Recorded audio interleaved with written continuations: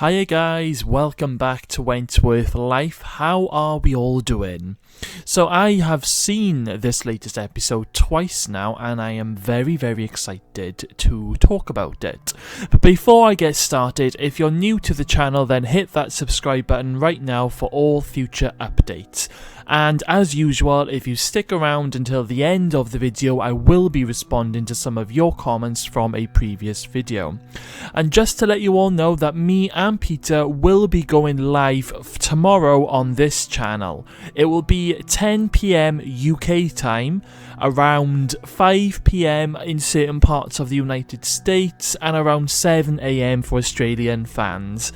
It was probably the best time that I could try and get us going live, so a lot of you around the world will be able to tune in.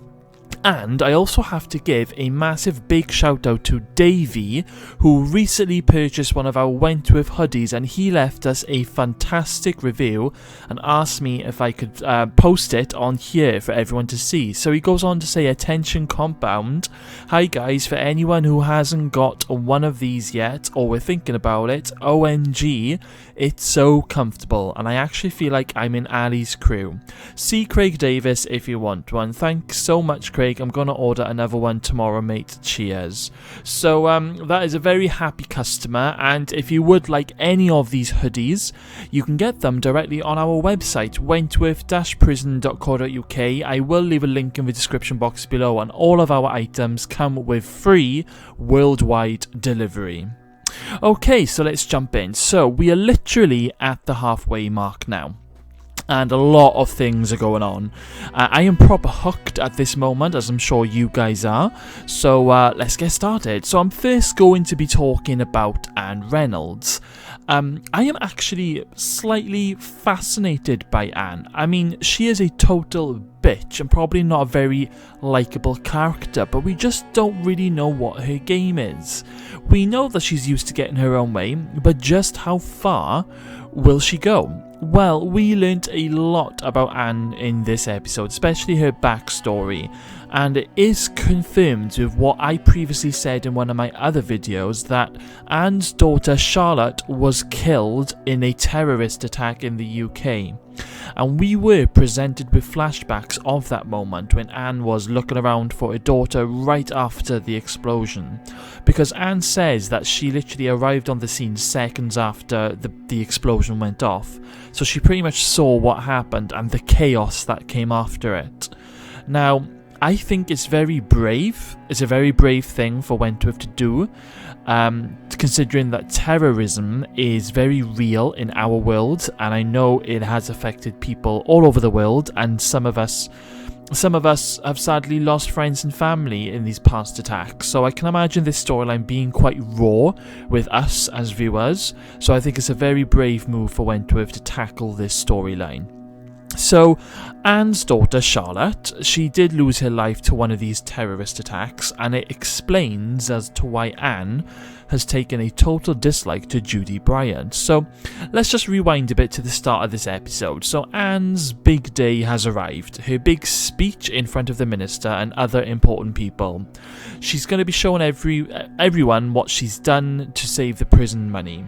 But basically, things don't go to plan. So, Ruby is upset that because she's received a phone call from her dad and he's getting a lot sicker quite rapidly, and she cannot contact Rita. So Ruby asks Judy if there is any way that she can help her find her sister's address. Now remember, Judy is a professional hacker who can hack into government files, top secret files, and Judy tells Ruby that she would need access to a laptop with a full server. So when Vera asks Boomer, Ruby and Judy to help her get everything ready for Anne's public speech ceremony, Judy leaps at the chance.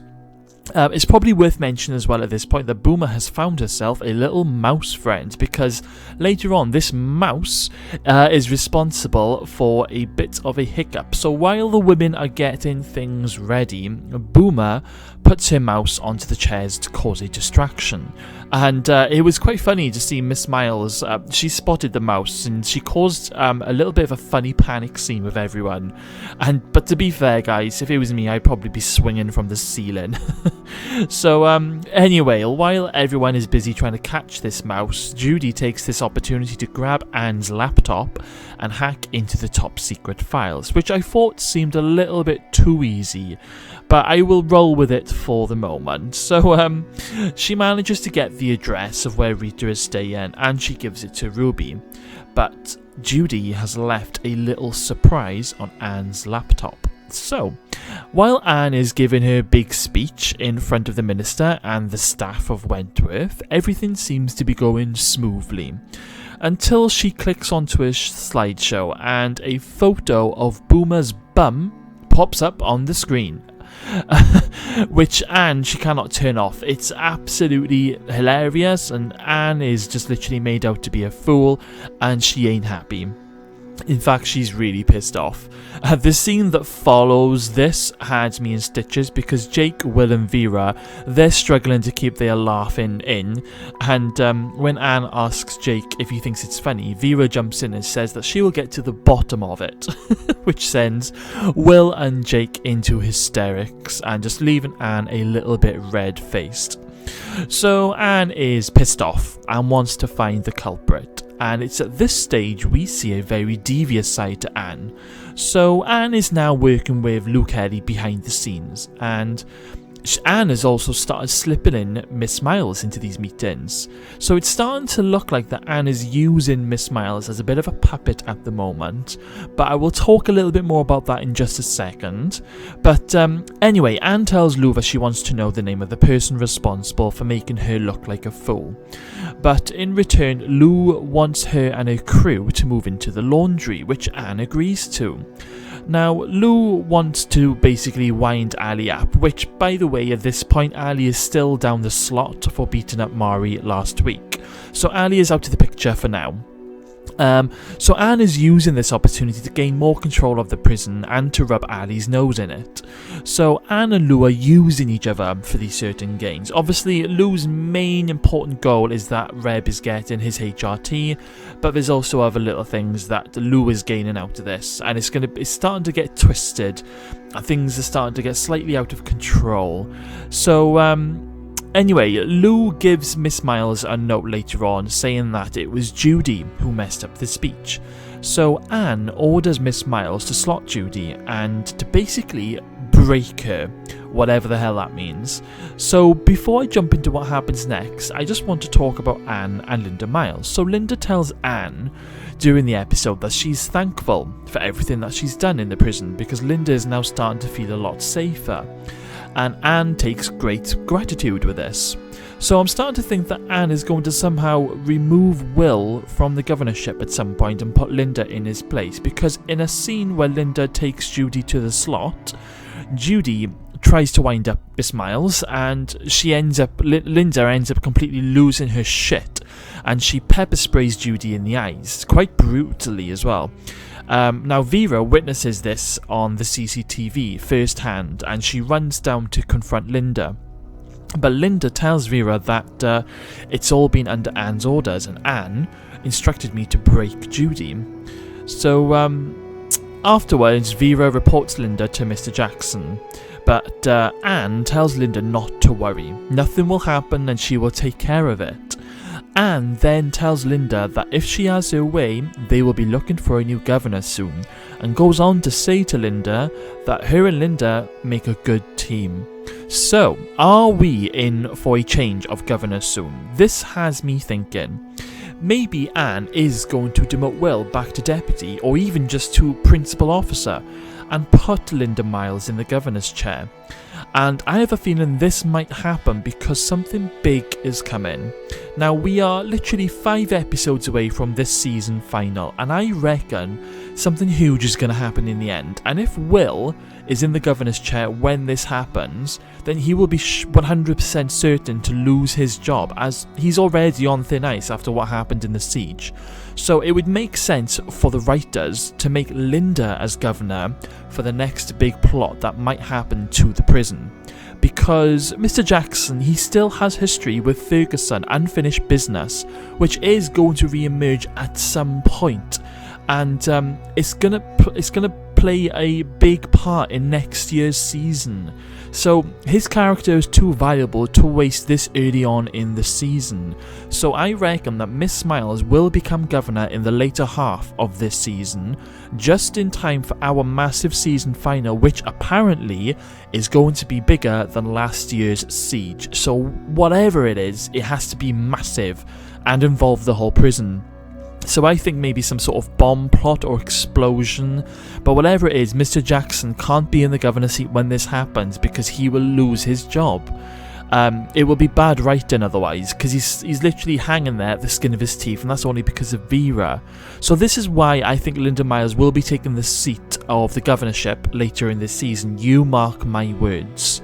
And I think with all the big talk on terrorists this season, and particularly in this episode, I think that something like this could happen in the season final. Only time will tell. Anyway, so yeah, this is how we finally find out that about Anne's daughter Charlotte, because Vera goes to Anne and tells her that you cannot treat prisoners like animals. And Anne gets quite cross, starts to get upset, and eventually later in the episode she tells Vera the whole story. So I thought it was a very bold and interesting move for the writers to make, and I am gripped by how this whole Anne Reynolds, Judy Bryant terrorist storyline is going to go. Things are really hotting up, and I'm still not convinced that Judy is innocent in any of this, especially after the way she was just able to casually hack into a top secret document in this episode. It was just too easy. So anyway, let's move on to Joan Ferguson, who wasn't actually in this episode, but she was talked about quite a lot. So we learnt that Ferguson has total memory loss, and that she is currently being checked over by the doctors in the hospital. Now, Will is adamant that Ferguson cannot come back to Wentworth and tries to make a deal with Anne to make sure that Ferguson is sent into state when she is ready to leave the hospital. So Anne makes this dodgy deal with Will and tells him, yep, no worries, I'll make sure that happens. But later on in the episode, Anne tells Will that Ferguson is indeed being transferred back to Wentworth. Now, Will is understandably furious, but Anne tells him that it wasn't her decision, it was the minister's decision, and that there's nothing anyone can do. So this leads me to believe that Anne knew all along that the minister wanted Ferguson back at Wentworth, and just made a fake deal with Will, only to get her own way yet again. And it proves how devious she is. I tell you what, Ali ain't going to be happy when she hears the news next week. So I just want to move on now to Lou Kelly and Reb Keane. So Lou is now teamed up with Anne in order for Reb to get his HR team. Now Lou is in charge with the most dangerous woman in the prison, which is mentioned by Ali in one of the scenes in the episode. So with Ali down the slot, Lou takes the opportunity to do what she likes in the prison. So she starts off by getting that mobile phone off Zaina. So we learn that way back a few episodes ago, when Lou got those dodgy steroids for Reb, she got them off Zaina. So armed with a shiv, Lou threatens Zaina for the mobile phone, while Reb is keeping watch. But when Zaina gives him the phone, Reb telephones Zaina's brother Yusuf and puts him on loudspeaker, where Lou tells Yusuf to put $5,000 into a bank account that Lou is about to text him, and if he doesn't, then she is going to shiv Zaina. And she gives him a 5-minute deadline, so these guys must be minted to have $5,000 to randomly trance over. But anyway, we're starting to see more of Lou's nasty side, but I can sort of understand in this scene why she's pissed off with Zaina, who sold them the dodgy steroids. And Lou is also asked to use the mobile phone on multiple occasions, and Zaina just keeps asking for $1,000 just to use it. So I'm with Lou on this one. Lou pretty much has no other choice. But you can also see that Lou really enjoys being bad. It's quite weird but fascinating to see, but she enjoys being the bad bitch. She loves it. So anyway, Yusuf phones back and tells Lou that the money has been transferred. So Zaina is okay for now, and Lou takes it upon herself to keep the phone for future use. So For the next part, I just have to quickly chat about Mari, because she slots in now with Reb and Lou. So Mari is brought back into General after being beaten up by Ali last week, but she's transferred into Lou's unit. And it's a great little scene when they first meet again, because Mari tells Lou straight away that she doesn't have any money to give her. And Lou responds by saying, so how are we going to sort this? And Mari basically says, well, we could arm wrestle, which actually makes Lou giggle. And Lou tells her, you know, she's actually a cheeky one, or a cheeky bitch, or whatever.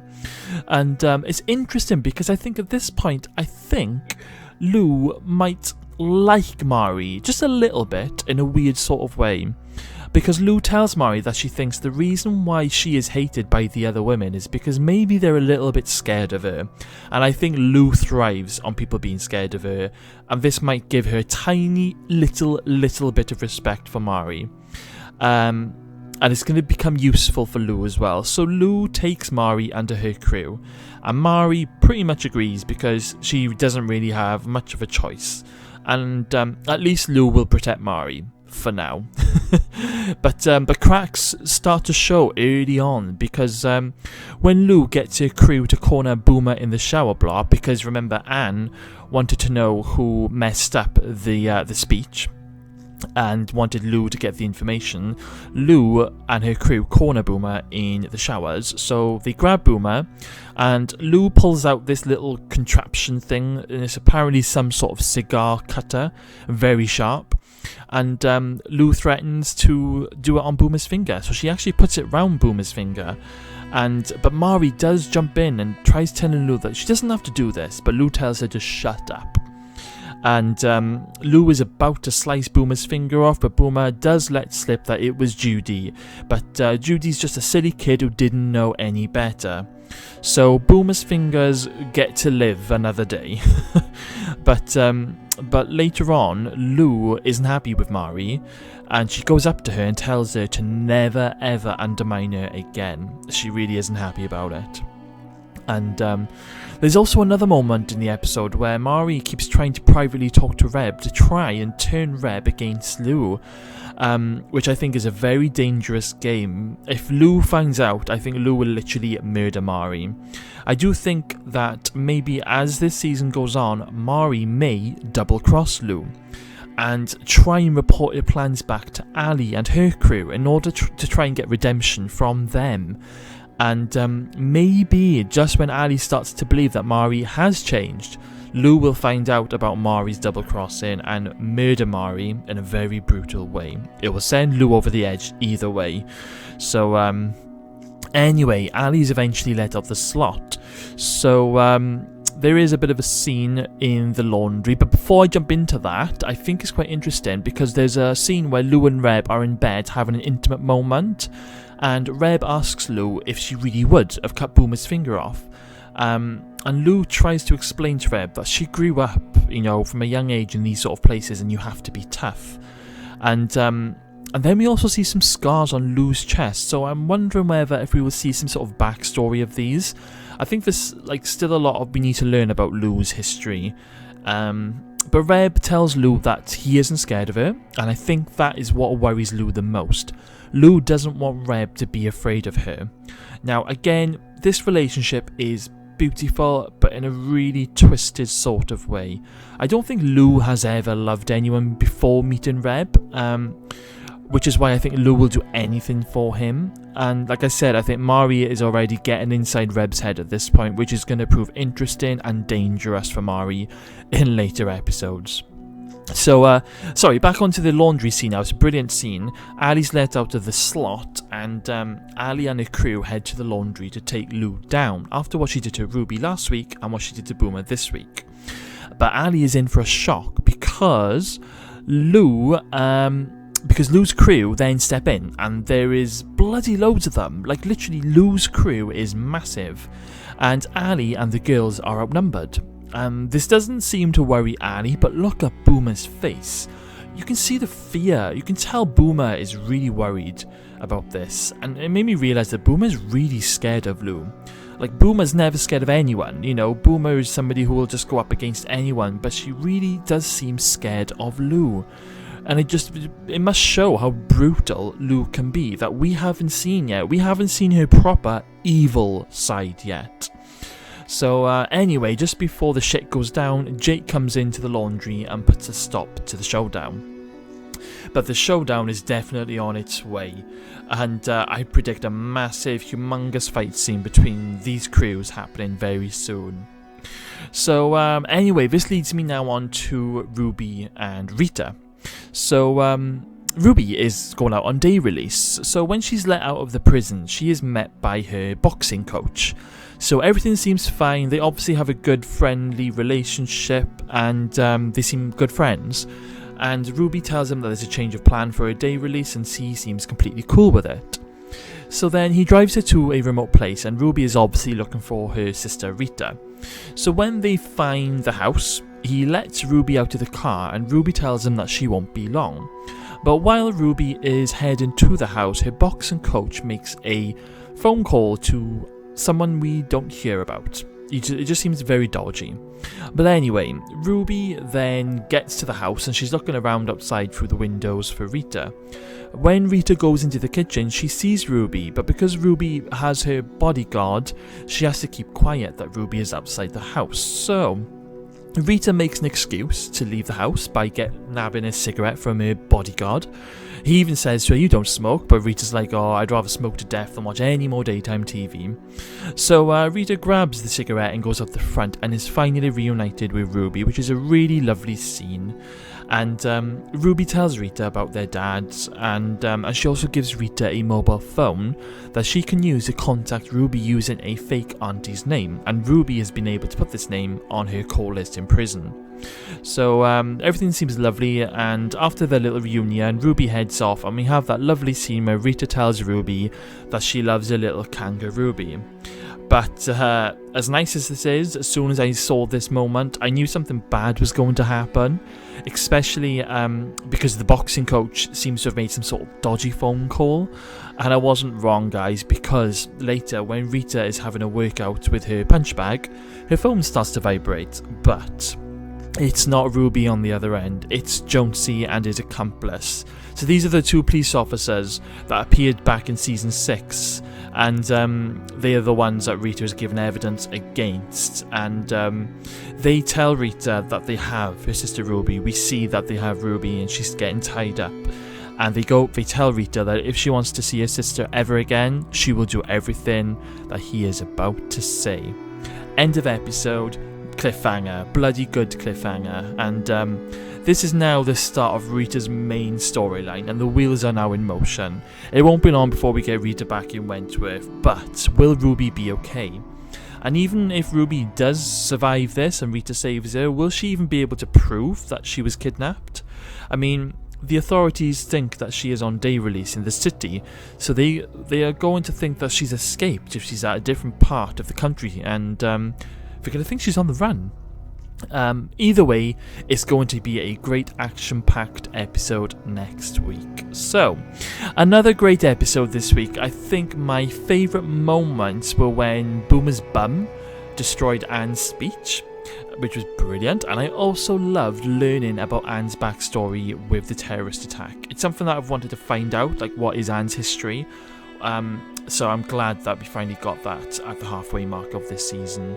It's added a lot more depth to a lot of storylines, and I'm very excited to see what happens next. There's so much going on this season, and I absolutely love it. But let me know in the comments box below, what was your favourite moment from this week's episode? And on the subject of comments, it's now time for some comment replies. So we have Nick Ashby. They can hurt anyone apart from Boomer. Just no. Nick, I have to agree with you. Leave Boomer alone. Please just leave Boomer alone, and leave her fingers alone as well. Thank you for your comment, Nick. We have Jenny M. I don't think she is a criminal, but she doesn't care about the women, just the bottom line and moving up in her career. Thank you, Jenny. We're talking about Anne Reynolds in this comment, and I have to agree. I wouldn't like to see Anne being a dodgy criminal, because we've just had too many dodgy criminals going on. So I kind of like the idea of her just being a bitch and a strict general manager who wants to move up in her career. I like that idea. but we've still got a lot to learn. But anyway, Jenny, thank you for your comment. Kelly It's Davis, is it? Or Kelly Litz Davis. I love this channel, boys. Love from Port Talbot. Thank you, Kelly. You're not far. You're literally just up the road from me. But thank you for your comment. I'm glad you like the channel. Stay tuned. And we have King Les. They seem to mention terrorist attacks a lot. So I think maybe the Wentworth had a terrorist attack for the final. It's possible. And it would be huge, and it could make Joan go back to herself if she really lost her memory. Interesting, there could be a terrorist attack or maybe some sort of bomb explosion plot that will happen in the final, and maybe Ferguson, like you said, will get her memory back right at the very end, ready for next year. Very interesting, King Les. Thank you for your comment. Warrior for Justice. Glad the Freak is back. She plays a vital role in this series. She keeps me glued to the show more than anyone. Thank you, Warrior for Justice. I love Ferguson. I think she's amazing. I'm glad she's back. Obviously, there's a reason why she's back. It's not because she can pretend to play Amnesia. That's just part of her game. But yes, I'm interested to see what happens. I don't feel she's a vital role in the series. Like, I remember reading in an interview, the main character of Wentworth is Wentworth Prison, the prison itself. And the characters are just the vessels. But yes, I'm glad she's back. She definitely brings a lot more dramatic scenes to the show. So thank you for your comment. And thank you all for your amazing comments. Keep them coming. And so just a quick reminder, me and my partner Peter will be going live on this channel tomorrow, 10 PM in the UK, which will be around the 5 PM mark in America and around the 7 AM mark in Australia. So make sure that you are subscribed to the channel so you will get the notification. We will be talking about how we feel about this season so far, and we will be able to respond to your questions live. You won't want to miss it. So if you've made it this far, then thank you all for watching, guys. I will see you all very soon.